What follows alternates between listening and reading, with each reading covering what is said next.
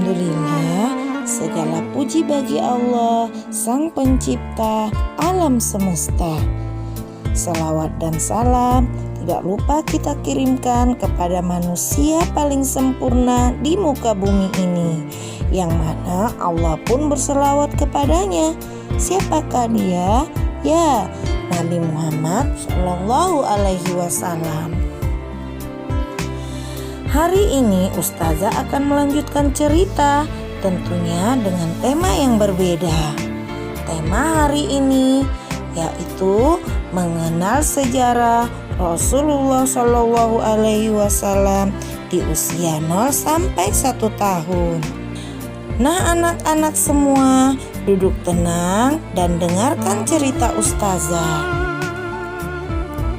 Setelah Abdul Muthalib mengatakan, "Saya memberi nama Muhammad," lalu Abdul Muthalib pun membawa Muhammad dalam gendongannya masuk ke dalam Ka'bah, seraya berdoa dan mengucapkan syukur kepada Allah.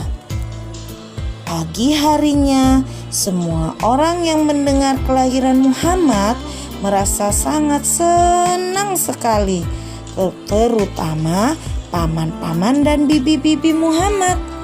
Mereka pun teringat akan saudara mereka Abdullah bin Abdul Muthalib, ayah Muhammad yang telah meninggal. Mereka berjanji akan sayang kepada keponakannya itu. Seorang paman Muhammad yang bernama Abdul Uzza, yang kelak kita kenal dengan nama Abu Lahab itu, sangat gembira hingga ia memutuskan seorang budaknya yang bernama Suwaibah untuk menyusui Muhammad. Jadi ibu susu pertama Muhammad namanya Suwaibah. 7 hari setelah Muhammad dilahirkan, Abdul Muthalib dan ibunda Aminah mengadakan akikah dan mengundang keluarga besar serta para pembesar Quraisy. Lalu Abdul Muthalib berdiri dan berkata, "Aku memberi nama cucuku ini dengan nama Muhammad." Mereka, para undangan pun terkejut karena sebelumnya belum ada nama seperti itu. Seorang sahabat Abdul Muthalib pun bertanya, "Wahai Abdul Muthalib, mengapa kau tidak menamainya dengan nama nenek moyangmu?" "Aku ingin agar cucuku ini mendapat pujian dari penduduk bumi dan mendapat pujian dari langit," jawab Abdul Muthalib. Selang beberapa hari kemudian, kabilah dari Bani Sa'ad datang menuju kota Mekkah. Di antara mereka ada rombongan kecil yang tertinggal jauh.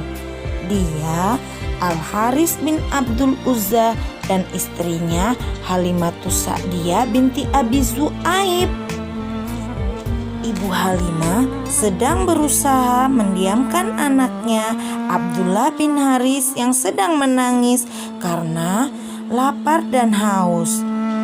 Sementara untanya yang kurus tidak lagi mengeluarkan air susu. Keledainya pun sudah tidak bisa berjalan cepat hingga mereka tertinggal jauh dari rombongan. Sesampainya mereka di kota Mekkah, Ibu Halimah mendatangi rumah-rumah yang memiliki bayi untuk menawarkan diri menjadi ibu susuan. Akan tetapi karena ia terlambat, maka tidak ada lagi bayi yang dapat kecuali satu, Muhammad yang seorang anak yatim itu. Awalnya Ibu Halimah ragu, namun karena ia sangat menyukai bayi kecil itu, maka ia bersedia menjadi ibu susu.